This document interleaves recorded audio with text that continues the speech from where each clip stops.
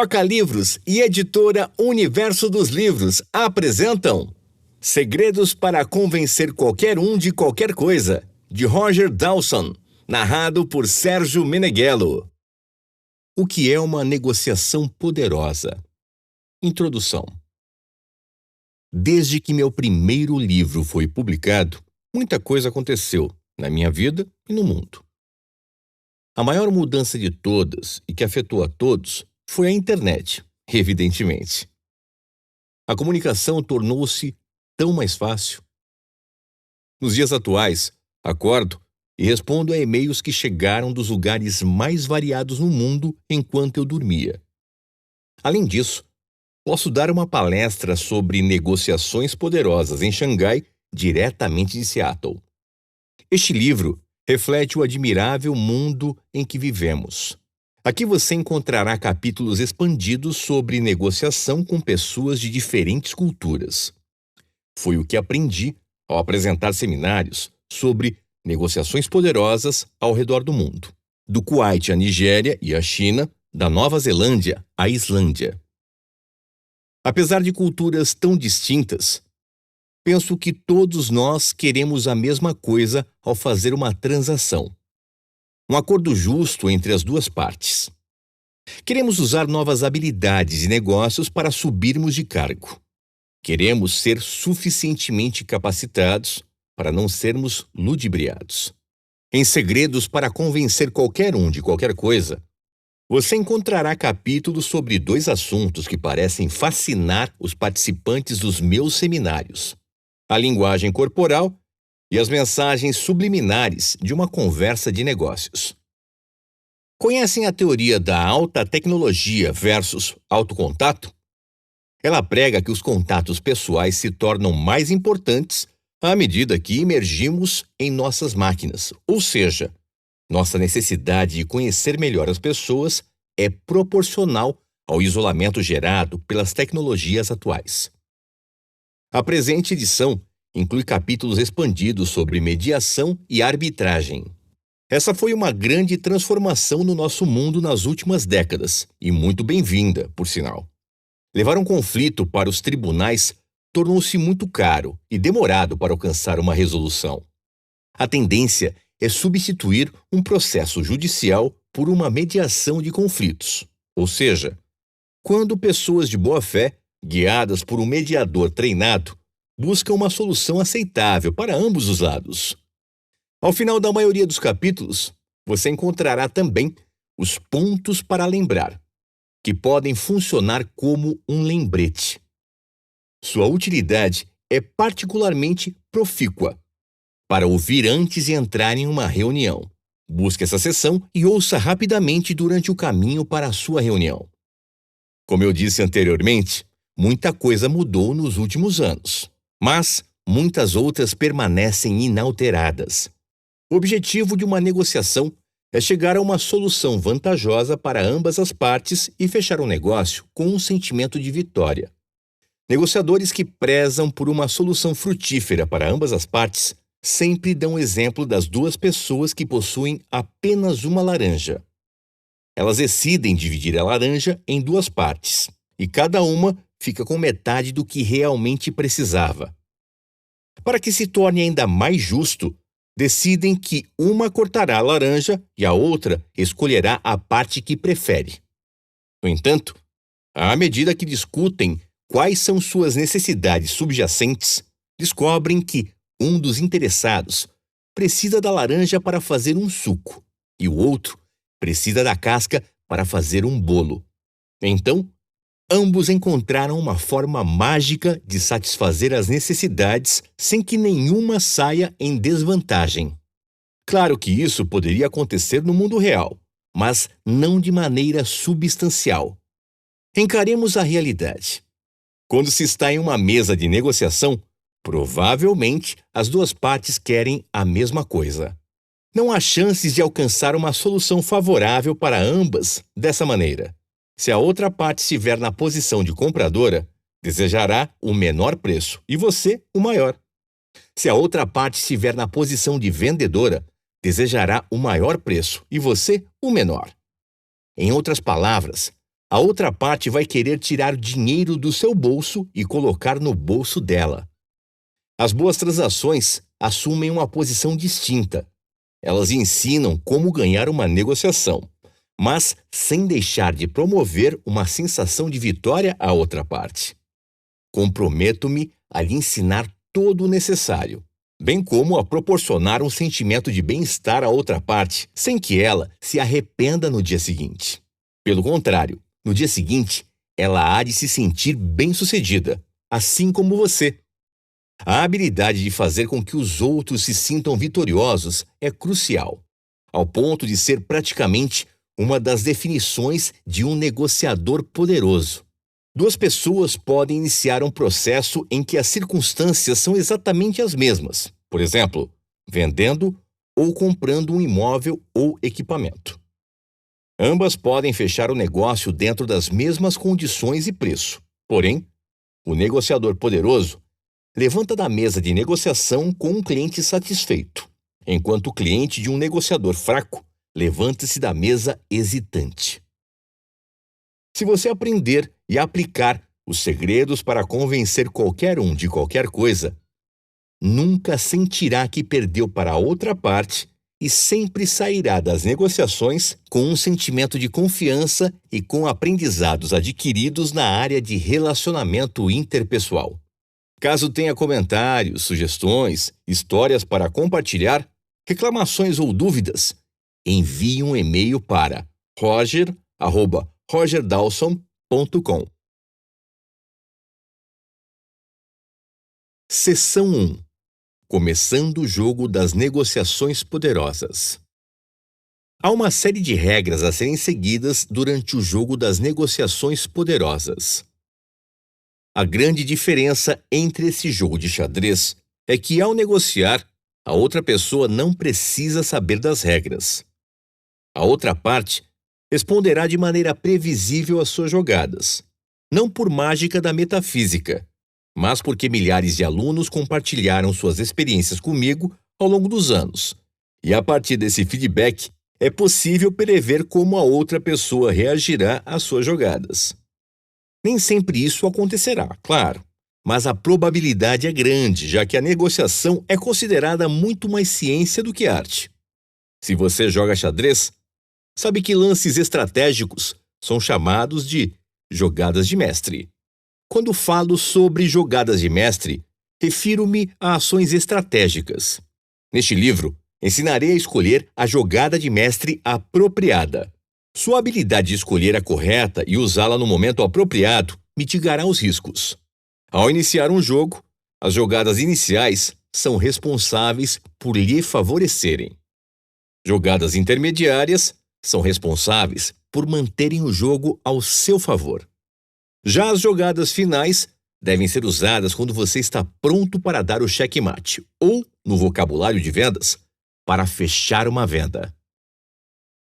Na primeira sessão deste livro, ensinarei as primeiras jogadas, as jogadas iniciais, aquelas ações a tomar no estágio inicial do seu contato com a outra pessoa, para assegurar-se de que você a concluirá de maneira bem-sucedida. À medida que a negociação avança, você descobrirá que cada progresso dependerá da atmosfera que criou nos estágios iniciais.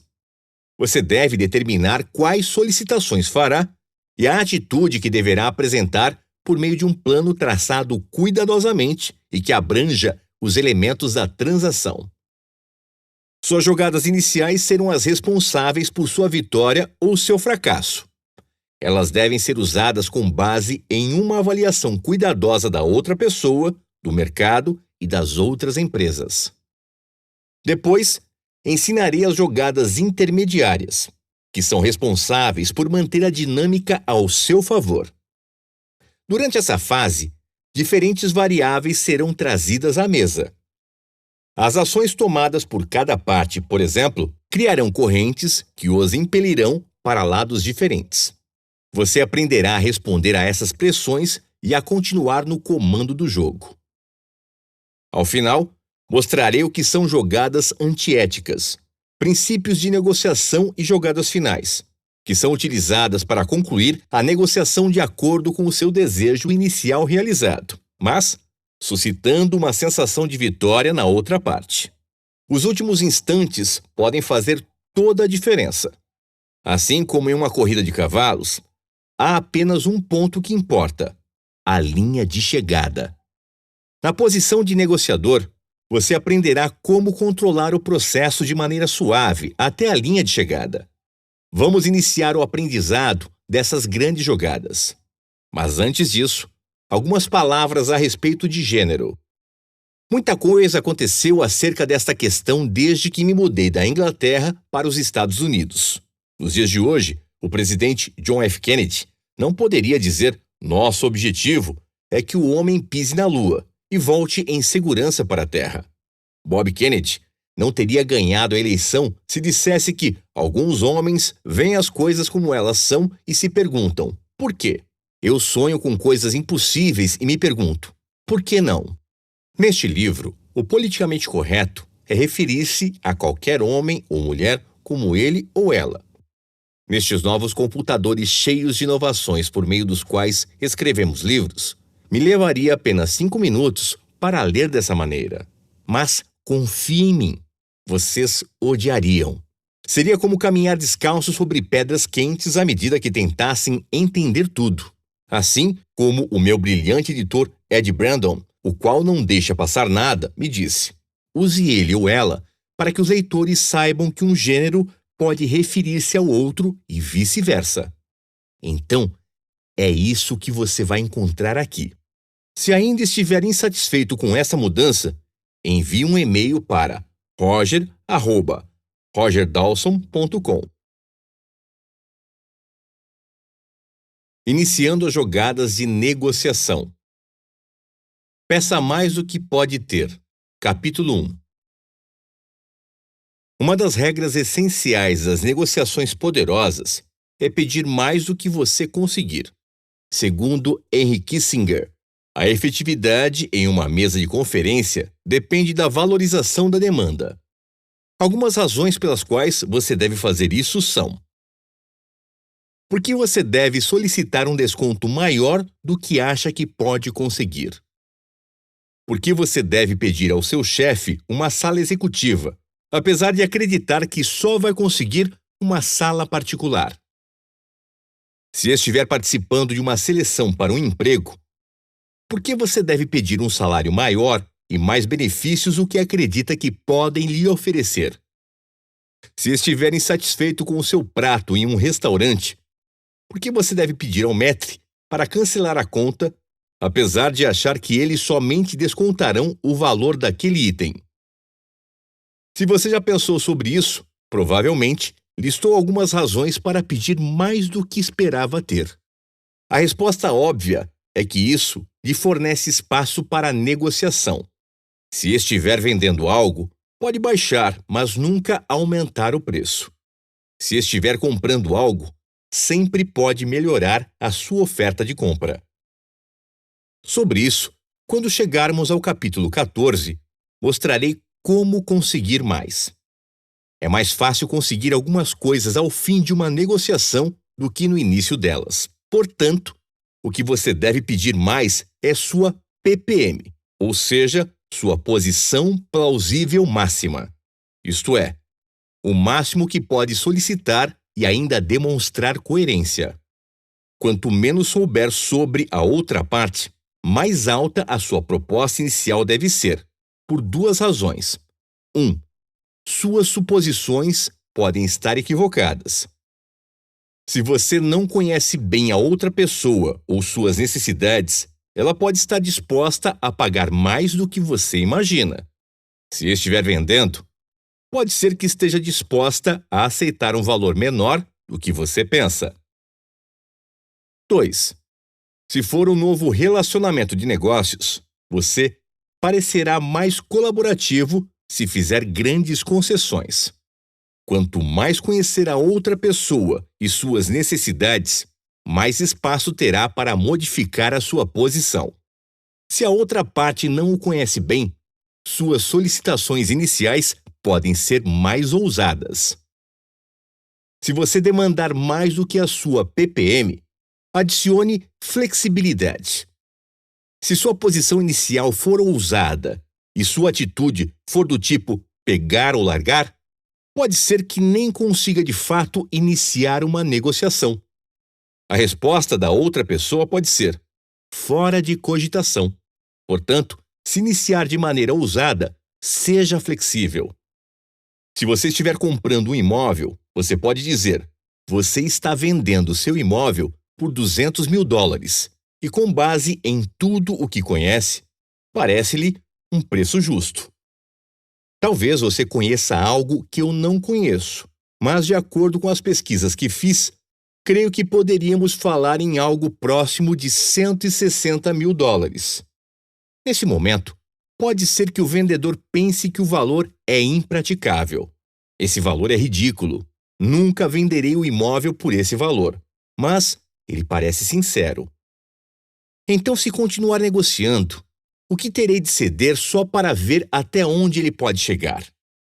Se você é um vendedor, pode dizer ao comprador: podemos modificar essa posição assim que souber precisamente sobre suas necessidades, mas, com base na quantidade solicitada, na qualidade da embalagem e o fato de não haver um estoque imediato, nosso melhor preço seria algo em torno de $2,25 por item.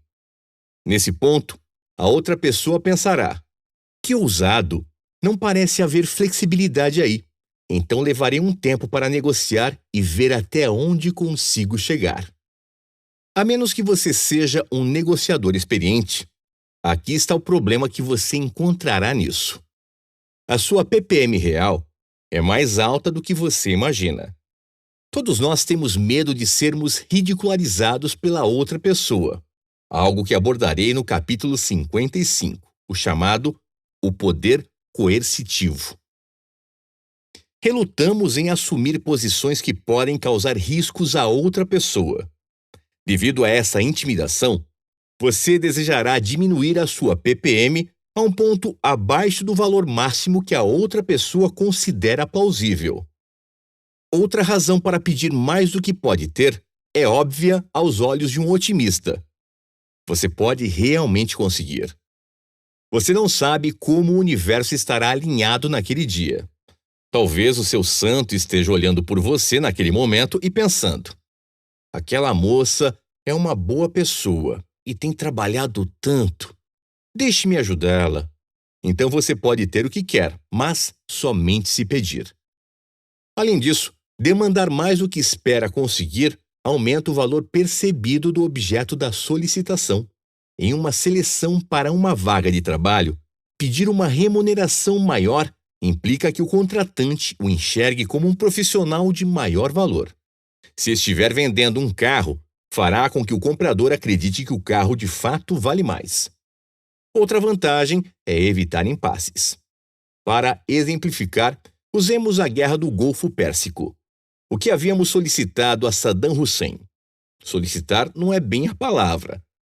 O então presidente George W. Bush, em seu discurso sobre o Estado da União, descreveu desta maneira a posição de negociação inicial: não estou tirando vantagem, blefando ou fazendo chacota. Este homem tem de fazer 3 coisas: sair do Kuwait, restabelecer o governo legítimo do Kuwait, não como os soviéticos no Afeganistão, que instauraram um governo de marionetes, e reparar os danos que ele causou. Essa foi uma posição de negociação inicial bastante clara e precisa. O problema é que esse também era o mínimo a ser feito e, portanto, entramos em um impasse. Deparamos-nos com esta situação porque não demos espaço de negociação a Saddam Hussein. Queremos vocês todos exilados. Queremos um governo neutro não árabe instaurado em Bagdá. Queremos que as Nações Unidas supervisionem a remoção do equipamento militar. Além disso, queremos que saiam do Kuwait, restabeleçam o governo legítimo do Kuwait e reparem os danos causados. Dessa maneira, poderíamos ter conseguido o que desejávamos e proporcionado um sentimento de vitória a Saddam Hussein. Sei que vocês estão pensando: o Saddam Hussein não significa nada para mim. Ele não é o tipo de pessoa a quem eu gostaria de proporcionar um sentimento de vitória. Eu concordo. No entanto, cria-se um problema de negociação. Cria-se um beco sem saída. Às vezes queremos criar um beco sem saída. Do ponto de vista da Guerra do Golfo Pérsico, você pode chegar a duas conclusões. A primeira é que os nossos negociadores do Departamento de Estado são idiotas. A segunda é que esta era uma situação em que nós queríamos o beco sem saída porque serviria para um propósito. Não tínhamos a intenção de acalmar os ânimos pelas 3 solicitações de George W. Bush. O general Schwarzkopf, em sua biografia It Doesn't Take a Hero, nota do autor. Em tradução livre, não é necessário um herói, ainda não lançado no Brasil, disse. No minuto que entramos lá, sabíamos que nada menos do que uma vitória seria um fracasso para os Estados Unidos da América. Não podíamos deixar Saddam Hussein levar 600 mil tropas para a fronteira e ficar nos perguntando quando ele o faria novamente. Precisávamos de uma razão para ir tomar conta em termos militares. A Guerra do Golfo Pérsico serviu para criar um beco sem saída. O que me preocupa é, quando você está envolvido em uma negociação, você cria impasses inadvertidamente porque não tem a coragem de pedir mais do que você pode ter. Uma última razão pela qual negociadores poderosos dizem que você deve solicitar mais do que você pode conseguir é por fazer a outra parte sentir-se vitoriosa. Se você apresentar a sua melhor oferta inicialmente, não há maneira de barganhar. Negociadores experientes fazem isso com frequência, assim como candidatos a vagas de emprego que não querem pedir um salário alto por medo de serem desconsiderados durante o processo. Ou a pessoa que vai comprar um carro e pensa que o vendedor irá rir da cara dela. Bons negociadores sabem a importância de pedir mais do que se espera. Vamos recapitular as razões pelas quais você deve fazê-lo. É possível que consiga o que pediu. Você terá espaço para negociação. Aumenta o valor percebido do objeto em oferta. Evita becos sem saídas. Promove um sentimento de vitória à outra parte. Em negociações largamente divulgadas, por exemplo, quando jogadores de futebol ou pilotos de avião entram em greve, as demandas iniciais são normalmente extravagantes. Lembro-me de estar envolvido em uma negociação sindical em que as demandas eram muito audaciosas. A demanda do sindicato era triplicar o salário dos funcionários. Quando rebeldes sudaneses fizeram 3 funcionários da Cruz Vermelha reféns, solicitaram 100 milhões de dólares para a libertação deles. Felizmente, ninguém levou a sério e eles logo baixaram o valor para 2,5 milhões de dólares. O congressista Bill Richardson, que mais tarde colocaria em prática suas habilidades de negociação até tornar-se embaixador das Nações Unidas, sentou embaixo de uma árvore, ignorando totalmente os rebeldes que lhe apontavam armas. Ele finalmente garantiu a libertação dos reféns em troca de 5 toneladas de arroz, 4 jipes velhos e alguns rádios da Cruz Vermelha. Lembro-me de estar em Pequim, China, quando começaram a aceitar visitantes. Eu queria dar um passeio de pé de chau por 2 quadras até o hotel onde eu estava hospedado. Um pé de chau é como um rickshaw, com uma bicicleta na frente. Quando os motoristas de pé de chau perceberam que eu era americano, ficaram muito agitados. Reuniram-se, aparentemente alheios à minha presença, e aconselharam o motorista sortudo a respeito das negociações comigo. Um deles disse-lhe para me pedir 10 dólares, outro 20 dólares, e finalmente acordaram em 50 dólares. Ao final da negociação, paguei 1 dólar, o que era mais do que ele ganharia no dia e ficou muito feliz. Grandes negociadores sabem que as demandas iniciais nestas situações são sempre extremas. Então, elas não se abalam, pois sabem que à medida que a negociação progride, encontrarão uma solução para ambas as partes. Então, convocam uma conferência da imprensa e anunciam a vitória nas negociações. Como advogados pedem mais. Um advogado amigo meu, John Broadfoot, de Amarillo, Texas, testou essa teoria para mim. Ele estava representando um comprador de um imóvel e tinha uma boa oferta. Então, decidiu usar esta técnica. Ele redigiu 23 parágrafos de solicitações para fazer ao comprador. Algumas eram ridículas. Ele sabia que seriam descartadas logo no início. Para sua surpresa, o vendedor recusou apenas uma das solicitações. Mas, conforme instruí John, ele não aceitou a recusa de imediato. Apenas fez a concessão alguns dias depois, demonstrando estar relutante. Apesar de ter cedido a apenas uma de suas solicitações, o vendedor ainda sentiu-se vitorioso ao final da negociação. Eliminando as diferenças. A próxima questão deve ser: se você está pedindo mais do que você pode ter, quanto a mais você deve pedir? A resposta é: você deve eliminar as diferenças em relação ao seu objetivo. Sua proposta inicial e a proposta da outra parte devem estar a uma distância igual do objetivo almejado. Veja alguns exemplos. Um vendedor de carros pede $15 mil em um carro. Você quer comprar por $13 mil. Faça uma oferta inicial de $11 mil. Um de seus funcionários lhe pergunta se pode gastar $400 em uma mesa nova. Você acredita que $325 é razoável. Você deve dizer a ele que o máximo é $250. Você é um vendedor e o comprador lhe oferece $1,60 pelo seu produto. Você pode comprar por $1,70. A técnica de eliminar as diferenças lhe diz para começar em $1,80. E se não conseguir, ainda atingirá o seu objetivo. Claro que nem sempre é verdade que você vai terminar entre as duas posições de negociação, mas é bom considerar essa possibilidade ao pensar na proposta inicial. Imagine que você termine no meio das duas posições de negociação. Se começar a avaliar, perceberá que isso ocorre com grande frequência. Treine com as pequenas ofertas. Seu filho lhe pede $20 para uma viagem no final de semana. Você diz que não dará o dinheiro, porque em sua época a sua mesada era de 50 centavos e finalmente lhe dará $10. Seu filho responde que $10 não são suficientes. Você estabeleceu um alcance. Ele pede $20 e você está disposto a dar $10. Observe quantas vezes chegam em $15. Na nossa cultura, dividir as diferenças parece justo. Eliminando as diferenças em uma negociação internacional.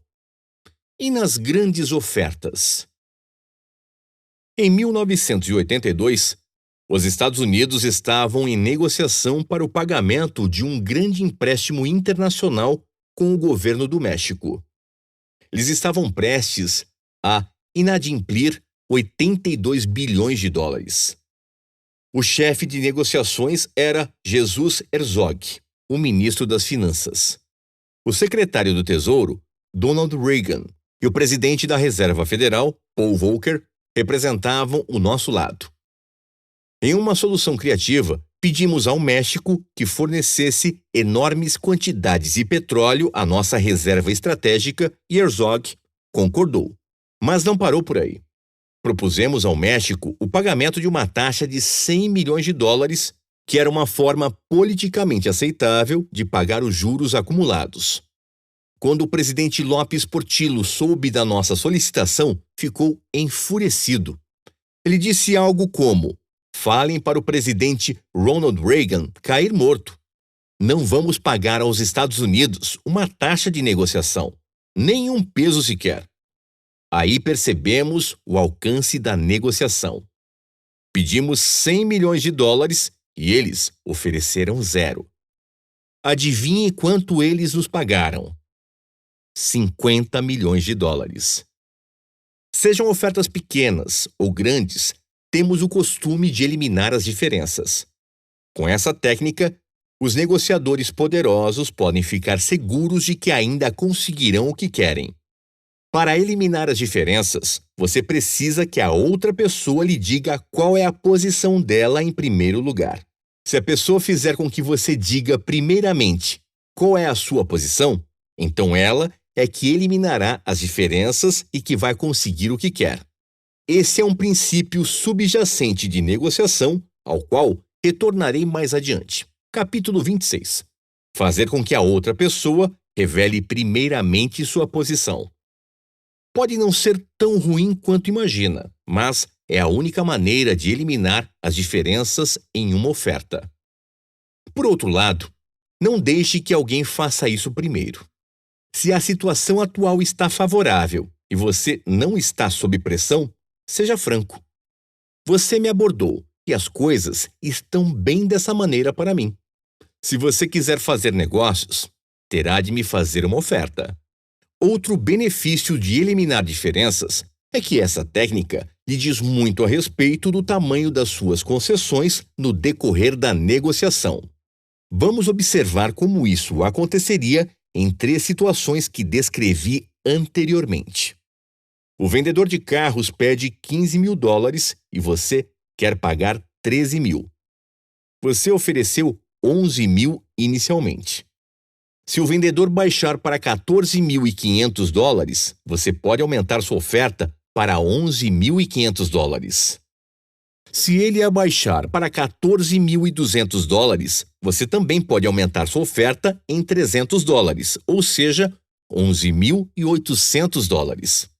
Seu funcionário pede 400 dólares por uma mesa nova. Para você, 325 dólares é suficiente e sugere 250 dólares. Se seu funcionário responder que consegue o que precisa por 350, você pode responder que pode lhe oferecer 300 dólares. Por terem concedido 50 dólares, seu objetivo ainda será alcançado. Lembra-se do comprador que lhe ofereceu 1,60 dólares pelo seu produto? Você havia dito que perderia dinheiro por menos de 1,80 dólares. Seu objetivo é 1,70 dólares. O comprador oferece 1,63 dólares.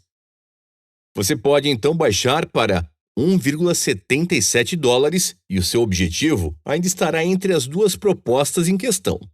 Dessa maneira, você pode avançar em direção à sua meta e saber que se a outra parte eliminar a diferença, você terá atingido seu objetivo. Entretanto, há um perigo nessa técnica. Você não pode ser tão previsível quanto as suas respostas, já que a outra parte pode detectar qual é o seu padrão de concessões. Eu ilustrei essa questão com concessões matematicamente computadas para ser mais claro, mas você deve variar suas manobras delicadamente para que seu padrão de pensamento não fique óbvio. Adiante, capítulo 16, entrarei em mais detalhes sobre padrões de concessão. Uma fábula sobre pedir mais. Era uma vez um casal de senhores que vivia em uma barraca dilapidada, de teto de palha, em uma ilha no Pacífico. Um dia, um furacão atingiu a vila e destruiu a casinha. Por serem muito velhos e pobres para reconstruí-la, mudaram-se para a casa da filha e do marido dela. No entanto, essa reorganização causou uma situação desagradável, já que a casa da filha era pequena para ela, o marido, os 4 filhos e os pais. Então, a filha foi conversar com um sábio da vila e lhe explicou a situação. Pediu-lhe um aconselhamento e o sábio logo perguntou: "Você tem galinhas, não tem?" "Sim", respondeu a garota. "Tenho 10 galinhas." "Então leve as galinhas para dentro da cabana com você." Pareceu absurdo, mas ela seguiu o conselho. A mudança claramente piorou o problema e a situação tornou-se insuportável. Juntamente com as penas, voavam palavras de ofensa pela casa. Ela voltou ao sábio e pediu-lhe aconselhamento novamente. Você tem porcos, não tem? Sim, tenho 3. Então leve os porcos para dentro da cabana com você. Pareceu um absurdo novamente. Mas como ela questionaria um sábio? Então ela acomodou os porcos dentro da casa. A vida parecia impossível com 8 pessoas, 10 galinhas e 3 porcos sob o teto de uma pequena cabana. O marido começou a reclamar, pois já não conseguia mais ouvir o rádio. No dia seguinte, preocupada com a sanidade da família, voltou ao sábio com um pedido desesperado. Por favor, não podemos viver assim. Diga-me o que devo fazer e eu farei. Ajude-nos. Dessa vez a resposta do sábio foi confusa. Remova os porcos e as galinhas da sua cabana. Ela retirou todos os animais de casa e a família viveu feliz pelo resto da vida. A moral da história é: uma negociação sempre parece melhor após algo ter sido eliminado. Peça mais do que espera ganhar. Parece um princípio óbvio, mas é algo com o qual você pode contar em uma negociação. Algo comprovado em vários workshops e em inúmeras situações reais. O seu objetivo deve ser progredir com a sua PPM, sua posição plausível máxima. Se a sua proposta inicial for extrema, adicione flexibilidade. Isso encorajará o outro lado a negociar com você. Quanto menos souber sobre a outra parte, mais deve pedir. Um estranho pode te surpreender e você pode aumentar a cortesia por meio de concessões maiores. Elimine as diferenças da proposta da outra parte para que, ao final, consiga o que quer. No entanto, você somente conseguirá isso se descobrir primeiramente qual é a posição da outra parte. Continue eliminando diferenças até chegar a 0 em suas concessões. Pontos para lembrar. Peça mais do que pode ter por 5 razões. 1. É possível que consiga o que pediu. 2. Você terá espaço para negociação. 3. Aumenta o valor percebido do objeto em oferta. 4. Evita becos sem saídas. 5. Promove um sentimento de vitória à outra parte. Nunca aceite a primeira oferta. Capítulo 2. A razão pela qual você nunca deve aceitar a primeira oferta ou contra-oferta é que ela automaticamente ativa 2 pensamentos na mente da outra pessoa. Imaginemos que você quer comprar um segundo carro. Um vizinho seu colocou o carro à venda por $10.000. É um preço excelente para um carro também excelente que você mal consegue esperar para fechar negócio. No caminho, você pensa que seria um erro pagar o preço pedido. Então decide fazer uma oferta baixa de $8.000 somente para ver a reação do seu vizinho. Você chega à casa dele, olha o carro, faz um test drive e diz a ele: não era o que eu buscava, mas daria $8.000 nesse carro. Você imagina que ele vai explodir de raiva devido à oferta, mas então ele vira para a esposa e diz: o que você acha, querida? A esposa olha para ele e diz: vamos nos desfazer logo dele. Essa oferta faria você pular de alegria ou o deixaria pensativo, imaginando se teria conseguido um preço ainda mais baixo. Você provavelmente pensou: eu conseguiria algo melhor. Deve haver algo de errado. Agora pensemos em outro exemplo mais sofisticado para que se coloque no lugar da outra pessoa por um momento. Imagine que você é um comprador de motores de aeronaves e vai se encontrar com um representante de um fabricante de rolamento de motores, uma peça de suma importância para você. Seu fornecedor não poderá prestar serviços e você precisa fazer uma compra de emergência com outra empresa. Essa é a única empresa que pode lhe fornecer as peças dentro de 30 dias para que não haja uma paralisação na linha de montagem. Se você não fornecer a peça, Seu contrato será invalidado com o fabricante de aeronaves, o que representa 85% da fatia do seu negócio. Dentro dessas circunstâncias, o preço do rolamento não é uma prioridade. Assim que a secretária lhe informa sobre a chegada do representante para que discutam a venda da peça, você pensa: serei um bom negociador e irei oferecer um preço bem abaixo para ver o que acontece. O vendedor faz a apresentação e lhe assegura de que ele pode fazer o envio com base nas suas especificações. Ele faz uma oferta de $250 por cada rolamento, o que o surpreende porque você pagava $275 com a outra empresa. Mas você não demonstra surpresa e diz que tem o costume de pagar $175. E então, o vendedor aceita a sua proposta. Neste momento, você pode responder de duas maneiras. 1. Eu poderia ter me saído melhor. Ou 2. Deve haver algo errado. Nos milhares de seminários que apresentei ao longo dos anos, eu introduzia essa situação e nunca ouvia outra resposta além dessas duas. Às vezes, as pessoas as invertem, mas normalmente elas são automáticas. Portanto, analisemos as duas respostas isoladamente. Primeira resposta: eu poderia ter me saído melhor. O que é interessante sobre essa frase é que ela não tem nenhuma relação com o preço, mas com a relação da outra pessoa à proposta. E se tivesse oferecido $7.000 ou $6.000 pelo carro e ele dissesse que aceitaria, você não pensaria que poderia ter se saído melhor? E se o vendedor aceitasse lhe fornecer as peças por $150 ou $125? Você não pensaria que poderia ter se saído melhor mesmo assim? Eu poderia ter me saído melhor na compra de um terreno. Muitos anos atrás, comprei 100 acres de terreno em Eatonville, Washington, uma cidadezinha a oeste de Mount Rainier. O vendedor me pediu $185 mil. Então, analisei o imóvel e decidi que conseguiria por $150 mil. Pensei que seria uma compra excelente. Eliminei as diferenças do preço e fiz uma oferta de $115.050 ao corretor de imóveis. Números quebrados dão credibilidade. É mais fácil aceitarem a oferta do que fazerem uma contra-oferta. Veremos isso mais adiante. Voltei para casa, em La Habra Heights, Califórnia. Então pedi que o representante apresentasse minha oferta ao vendedor. Sinceramente, seria sortudo se eles fizessem qualquer tipo de contra-oferta em cima de uma proposta tão baixa.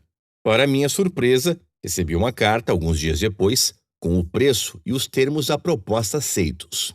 Tenho certeza de que fiz uma compra maravilhosa. Dentro de um ano, vendi 60 acres por um preço mais alto do que pagara anteriormente. Depois, vendi 20 acres por mais do que havia pagado pelo terreno todo. Quando aceitaram minha oferta, não pensei: que compra maravilhosa. Eu não conseguiria um preço melhor, mas eu poderia ter me saído melhor. Segunda resposta: deve haver algo errado. Minha segunda reação quando minha oferta para o terreno foi aceita: deve haver algo errado. Vou analisar o relatório preliminar com calma. Algo que eu não entendo deve estar acontecendo para que eles aceitem uma oferta tão baixa. O segundo pensamento que você teria quando o vendedor do carro aceitou a sua proposta é de que poderia haver algo de errado, que é o mesmo pensamento do comprador dos rolamentos. Algo deve ter mudado no mercado desde que eu negociei esses rolamentos pela última vez. Antes de fechar negócio, direi que preciso verificar com o conselho e com os nossos fornecedores. Essas duas reações são comuns a qualquer um cuja oferta seja aceita de primeira. Imaginemos que o seu filho lhe peça o carro emprestado e você lhe dá a permissão sem hesitar. Ele automaticamente pensaria que, além do carro, ainda poderia conseguir $10 para o cinema. Ele certamente pensaria que há algo de errado. Esse é um princípio de negociação simples de ser compreendido, mas difícil de lembrar no meio de uma negociação. Você pode ter criado uma imagem mental do que espera da outra parte, o que é perigoso. Napoleão Bonaparte afirmou certa vez: o maior pecado de um comandante é criar imagens. Presumir que o perigo irá agir de uma maneira determinada em uma situação, quando na verdade a reação dele pode ser completamente diferente. Às vezes, você espera que a outra parte faça contra-oferta a um preço incrivelmente baixo, mas, para sua surpresa, a proposta é mais sensata do que você imaginava. Veja o exemplo. Você finalmente decidiu pedir um aumento ao seu chefe. O aumento solicitado foi de 15%, mas, se conseguir 10%, está no lucro. Para o seu espanto, seu chefe lhe diz que você está fazendo um ótimo trabalho e que gostaria de aumentar o seu salário em retribuição. Você não pensa que o seu chefe é simplesmente generoso, mas que devia ter pedido um aumento de 25%. Seu filho lhe pede $100 para fazer uma viagem. Você acha o valor muito alto e diz que pode dar apenas $50 e nem um centavo a mais. Na verdade, você eliminou as diferenças da proposta. Veja no capítulo 1. E espera fechar a oferta ao seu filho em $75.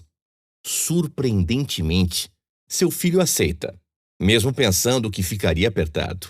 Você se considera esperto por conseguir ter baixado para $50? Não. Você provavelmente pensaria que seria possível baixar o valor ainda mais. Você colocou um imóvel à venda por $100 mil. Um comprador potencial lhe oferece $80 mil e você faz uma contra-oferta de $90 mil. Você pensa que fechará em $85 mil, mas para sua surpresa, o comprador imediatamente aceita os $90 mil. Admita, você não acha que conseguiria vender por mais? Negociadores poderosos tomam muito cuidado para não caírem na armadilha de dizer sim tão cedo. Essa atitude gera o pensamento na outra pessoa de que ela poderia ter se saído melhor. Uma pessoa experiente não vai dizer que perdeu uma negociação, mas pensará que, da próxima vez, em uma negociação com você, poderá agir com mais pulso firme, de modo que não saia perdendo dinheiro de novo. Algo está errado. Recusar a primeira oferta pode ser difícil, especialmente se você está em contato com a pessoa há algum tempo. Você se sente tentado a agarrar o que der. Quando isso acontecer, seja um negociador poderoso e lembre-se de não aceitar a proposta tão cedo.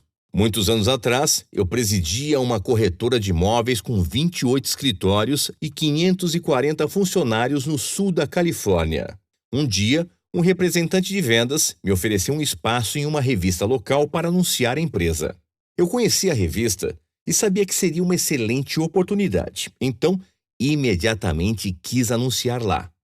No entanto, ele me ofereceu o espaço para a publicidade por $2 mil. Como amo negociar, apliquei algumas jogadas e ele abaixou o preço para $800 em poucos minutos.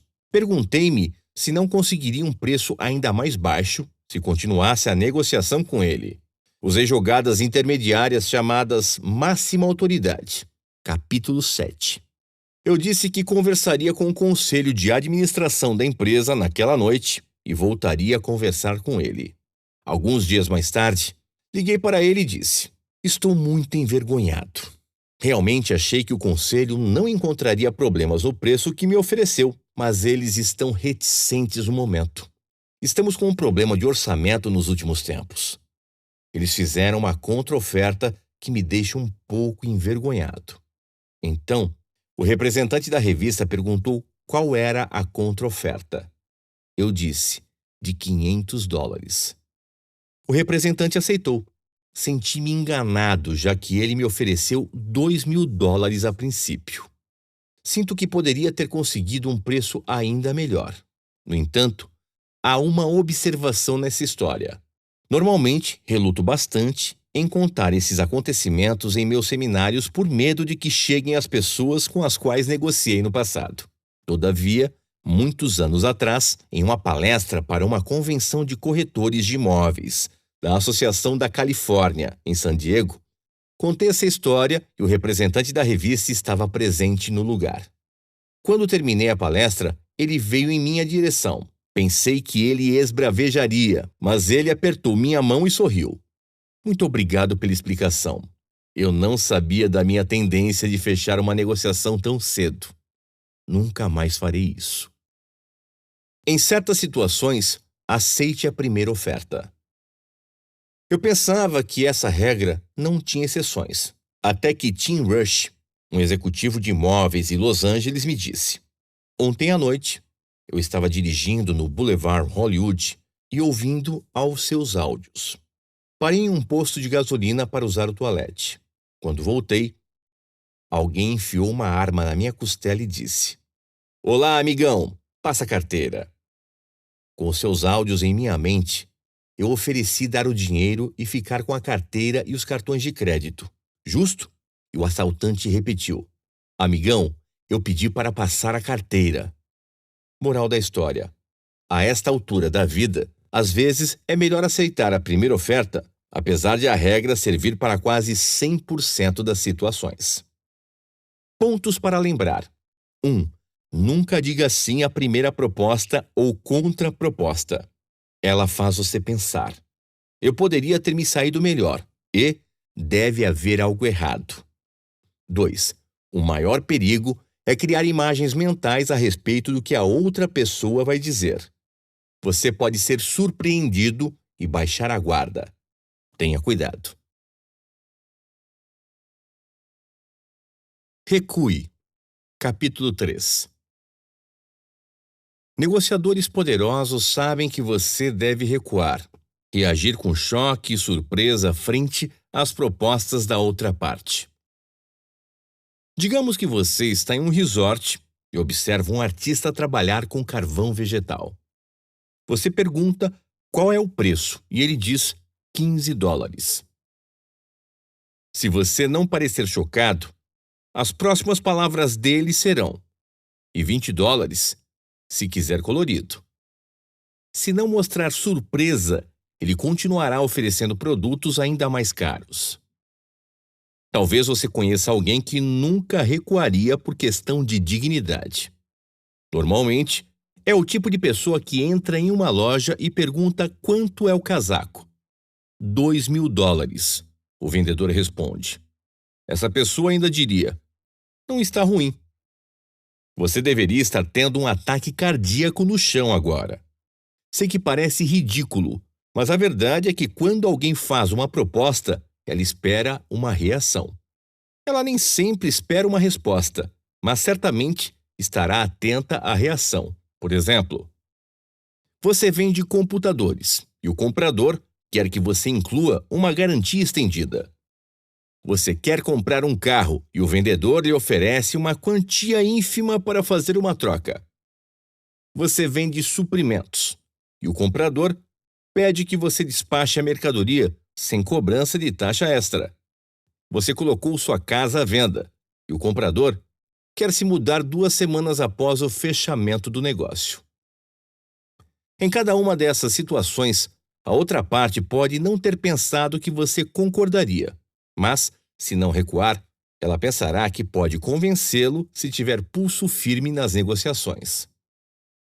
É muito interessante observar uma negociação quando você sabe o que os dois lados estão pensando. Não seria fascinante ter ciência do que se passa na mente da outra pessoa enquanto negocia com ela? Quando dou meus seminários de 1 ou 2 dias sobre segredos para convencer qualquer um de qualquer coisa, fazemos grupos e praticamos alguns princípios de negociação que eu lhes ensinei. Então, elaboro um workshop e customizo para a indústria de modo que os participantes possam envolver-se completamente. Se forem vendedores de equipamentos médicos, coloco-os em situações em que devem vender equipamentos de cirurgia a laser para hospitais. Se forem donos de gráficas, o workshop envolverá a aquisição de uma pequena gráfica no município vizinho. Divido o público em 3: compradores, vendedores e juízes. Os juízes têm a vantagem de não participarem das reuniões de planejamento de ambos os lados. Eles sabem o alcance da proposta para cada um dos lados. Eles sabem qual será a proposta inicial de cada parte e até onde poderão chegar. Os vendedores da gráfica chegariam a uma oferta mínima de 700 mil dólares, mas podem começar em 2 milhões de dólares. Por sua vez, os compradores começarão em 400 mil dólares, mas estão preparados para desembolsar até 1 milhão e meio de dólares. Portanto, a proposta tem uma abrangência de 400 mil dólares a 2 milhões de dólares, mas a abrangência real é de 700 mil dólares a 1 milhão e meio de dólares. A abrangência real abarca os níveis de preço em que as abrangências de negociação dos compradores e vendedores se confundem. Se elas se confundirem e houver uma abrangência real, é quase uma certeza que o preço final estará dentro dessa abrangência. Se a abrangência máxima de negociação dos compradores for mais baixa do que a mínima de negociação dos vendedores, então um ou ambos os lados comprometerão seus objetivos. A negociação começa com cada lado tentando descobrir primeiramente qual é a oferta inicial. Alguém quebra o gelo, para que então os vendedores possam sugerir 2 milhões de dólares, que é a oferta máxima. Eles acreditam que esse valor é incrivelmente alto e mal têm coragem de propô-lo. Acham que serão ridicularizados. No entanto, inesperadamente, os compradores não parecem chocados. Eles esperam que os compradores ficassem perplexos, dizendo: "Vocês querem o quê? Vocês devem estar loucos." Entretanto, eles acabam reagindo de uma maneira muito mais amena. Acho que não estamos preparados para um valor tão alto. Em um instante, a negociação vira. Alguns minutos atrás, os 2 milhões de dólares pareciam impossíveis, e agora, os vendedores percebem que não foram tão ousados assim, e por isso assumem uma postura mais firme. Recuar é crucial porque muitas pessoas acreditam muito mais no que veem do que no que escutam. A visão anula a audição em muitas pessoas. É praticamente uma certeza dizer que 70% das pessoas com as quais você negociar na vida serão visuais. Ou seja, o que vem é mais importante do que o que ouvem. Estou certo de que você já ouviu falar sobre programação neurolinguística e sabe que as pessoas são visuais, auditivas ou sinestésicas. O que sentem é mais importante. Algumas são gustativas, sabor, e olfativas, odor, mas não muitas. Normalmente essas pessoas são chefes de cozinha ou perfumistas.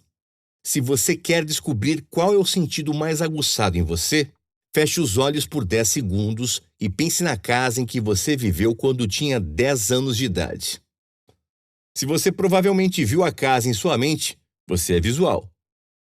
Talvez, em vez de uma imagem, você pode ouvir algo, como trens passando ou crianças brincando. Você é auditivo.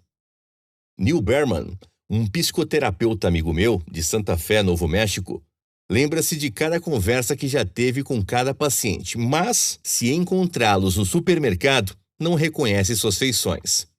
No minuto em que ele ouve um bom dia, associa o quadro clínico àquele determinado paciente. A terceira possibilidade é a de que você não viu a casa em sua mente, nem ouviu algo, mas lembrou-se de como era ter 10 anos. Você, então, é um sinestésico. No entanto, é aconselhável presumir que as pessoas são visuais, que a imagem impacta mais do que as palavras em si. Por isso é importante reagir com surpresa a uma proposta. Não pense que essa é uma técnica infantil ou teatral, até que você perceba o real impacto dela em uma negociação. Meus alunos sempre ficam perplexos. Uma moça me disse certa vez que demonstrou surpresa ao negociar a compra de uma garrafa de vinho em um dos melhores restaurantes de Boston, e o funcionário do restaurante logo abaixou o preço para 5 dólares. Um rapaz me contou que uma pequena recuada fez com que o vendedor descontasse 2 mil dólares de um Corvette. Um palestrante que participou de um seminário meu em Orange County, Califórnia, decidiu aplicar a técnica às palestras dele. Cobrou $1.500 por ser iniciante. Foi a uma empresa e propôs que o contratassem para trabalhar internamente e recebeu uma proposta de $1.500. No passado, ele até aceitaria, mas após o seminário, percebeu que esse valor não seria suficiente. Então o diretor de treinamentos disse a ele: "O máximo que já oferecemos a qualquer palestrante foi $2.500. É o melhor preço que conseguimos fazer." Ele levou 15 segundos para aceitar. Nada mal. Pontos para lembrar. 1. Recue a proposta da outra parte. Eles podem não esperar conseguir o que pediram, mas, se não mostrar surpresa, você transmitirá uma mensagem de possibilidade. 2. Uma concessão normalmente é seguida de um recuo. Se não recuar, a outra parte adotará mais firmeza nas negociações. 3. Presuma que o outro lado é visual. 4. Mesmo que não esteja negociando pessoalmente, demonstre choque e surpresa. Ao telefone, isso também é possível. Evite negociações conflituosas. Capítulo 4. O que você disser nos primeiros instantes será crucial para o clima de uma negociação. A pessoa logo percebe se você está disposto a chegar a uma negociação vantajosa para ambas as partes ou em benefício próprio.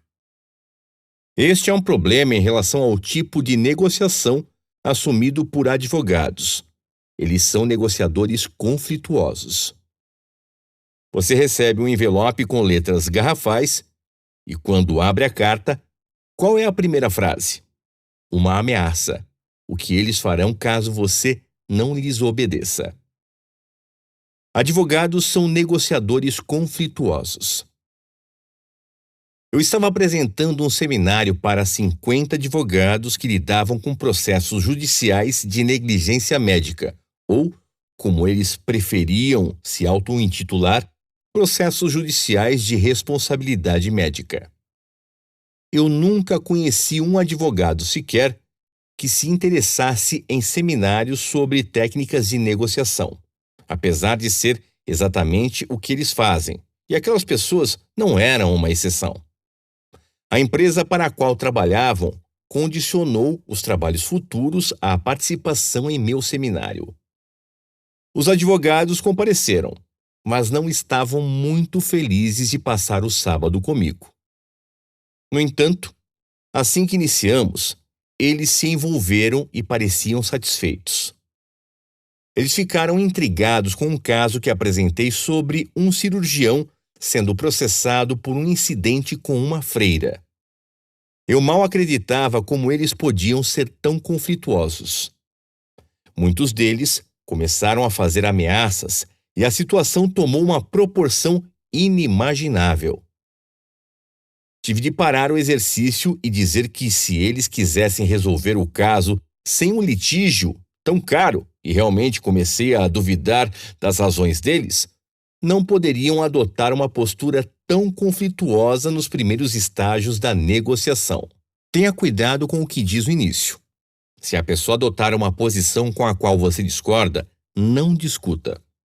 Discutir sempre intensifica o desejo do outro de provar que está certo. É muito melhor concordar com a pessoa inicialmente e depois usar a fórmula: entender, sentir e descobrir para dizer o que precisa. Responda da seguinte maneira: eu entendo exatamente como você se sente. Muitas pessoas se sentem assim como você. Você diluiu o espírito competitivo. Não está discutindo, apenas concordando.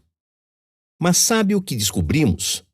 Quando verificamos mais a fundo, vejamos alguns exemplos. Você está vendendo algo e a outra pessoa diz que seu preço está muito alto.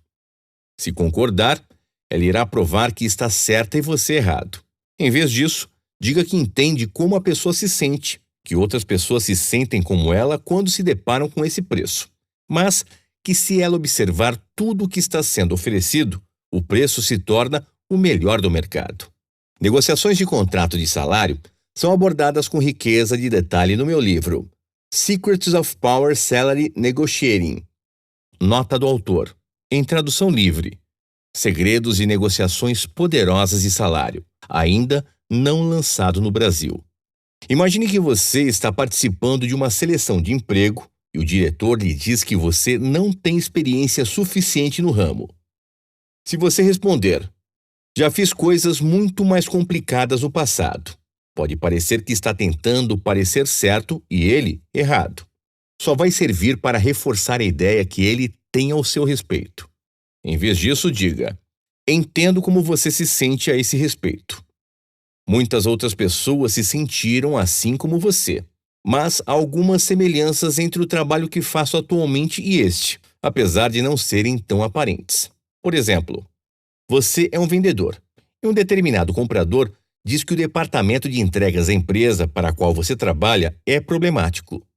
Discordar dele vai fazê-lo duvidar de seu foco. Em vez disso, diga que entende como ele se sente e que os rumores podem ter iniciado no passado, quando o estoque da empresa foi realocado. Mas agora, grandes empresas como a GM e a GE são fiéis parceiros e nunca reportaram problemas. Em outra situação, alguém lhe diz que não faz compras de fornecedores internacionais, pois deixaria de ajudar a economia nacional. Quanto mais discutir, mais vai forçá-lo a defender essa opinião.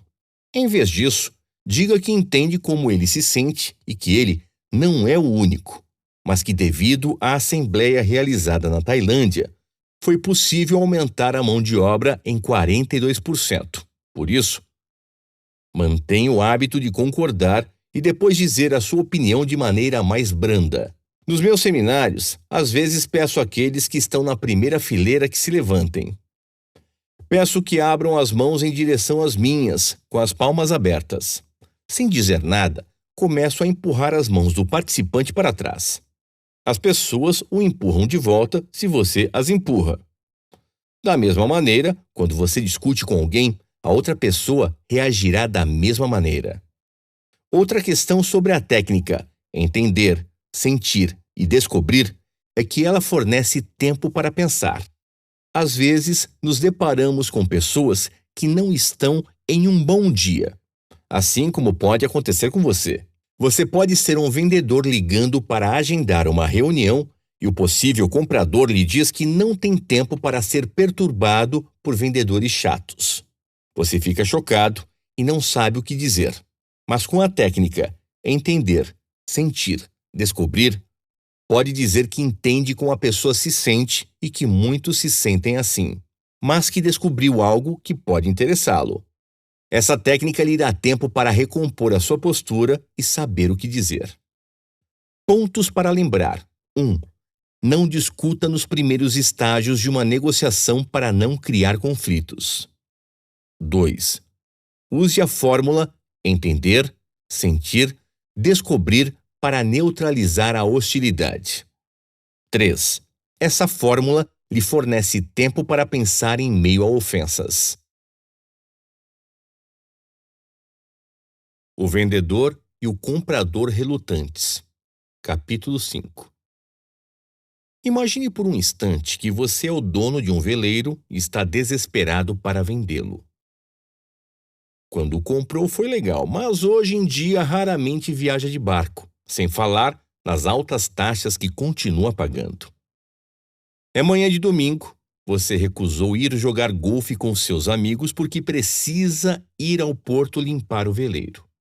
Enquanto limpa o interior dele, pensa no tamanho do arrependimento por tê-lo comprado. De repente, passa um casal muito bem vestido, de braços dados, e você logo pensa em ir ao cais tentar passar adiante o veleiro. Ele usa sapatos da Gucci, roupas brancas leves e um blazer da Burberry com detalhes em seda. A jovem namorada está de salto alto, com um vestido cuja bainha é de seda, grandes óculos escuros e compridos brincos de diamante. Eles se aproximam do seu barco, elogiam-no e perguntam se está à venda. Então a namorada diz: "Vamos comprá-lo, amor. Vamos nos divertir muito nele." Você quase pula de alegria e agradece a Deus pelo cliente que caiu do céu. No entanto, expressar alegria não vai levá-lo a conseguir o preço que deseja pelo barco. Como você pode conseguir o melhor preço, então? Demonstrando ser um vendedor relutante. Você pode dizer: vocês são bem-vindos, mas eu não pensava em vender o barco. Você faz um tour com eles e, a cada passo, diz como você ama esse veleiro e como já se divertiu nele. Ao final, você diz que imaginava que o barco seja perfeito para eles, mas que acha difícil conseguir desapegar do brinquedinho. Então pergunta: por quanto você compraria nosso amigo? Negociadores poderosos sabem que a jogada do vendedor relutante expande a abrangência das negociações antes mesmo que ela se inicie.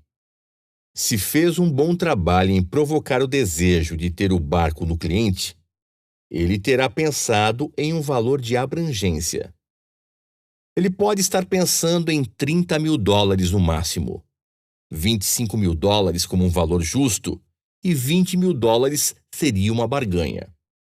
Portanto, a abrangência da proposta dele seria de $20.000 a $30.000.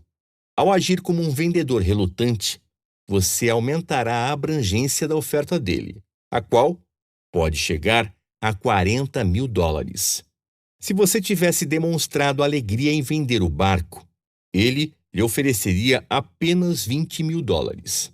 Agindo como um vendedor relutante, você poderá trazê-lo para o ponto mediano entre as propostas e até mesmo além dele antes mesmo do início das negociações. Um dos meus negociadores poderosos é um investidor extremamente rico, dono de imóveis por toda a cidade.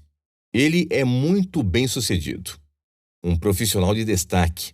Ele adora fazer negócios.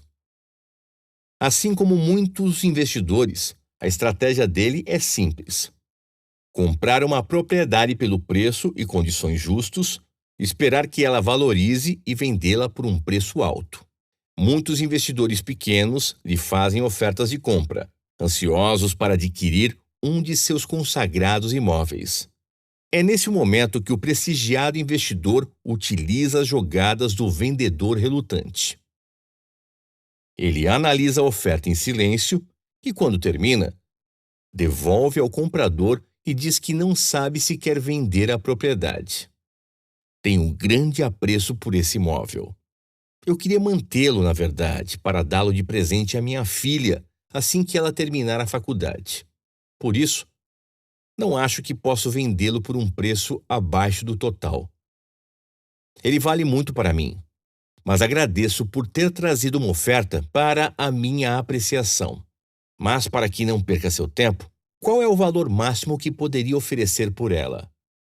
Muitas vezes vi esse homem faturar quantidades violentas de dinheiro em poucos segundos, apenas utilizando a filosofia do vendedor relutante.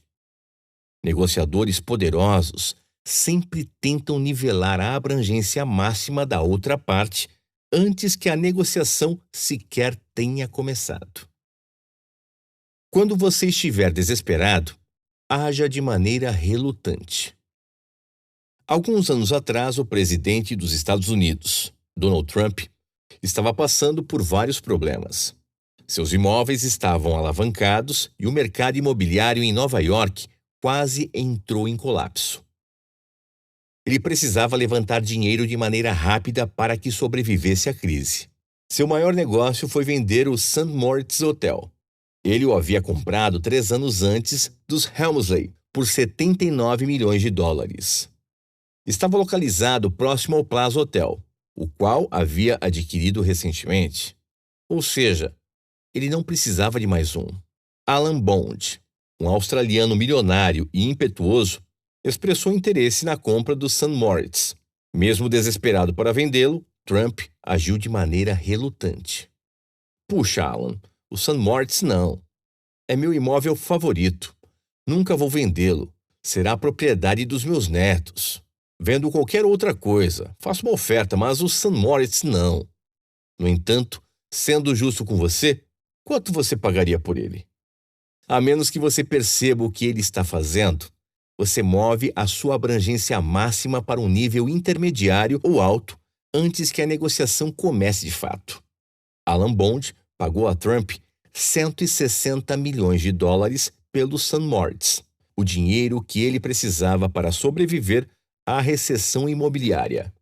Lembro-me de um condomínio de frente para o mar que comprei a título de investimento. A dona pediu um preço justo por ele. Estava em alta no mercado naquela época e eu não tenho certeza se ela queria mesmo vendê-lo ou se já tinha outras propostas em mãos. Escrevi 3 ofertas, uma bastante baixa na minha abrangência de negociação, outra mediana e outra bem alta em relação ao valor que eu estava disposto a desembolsar.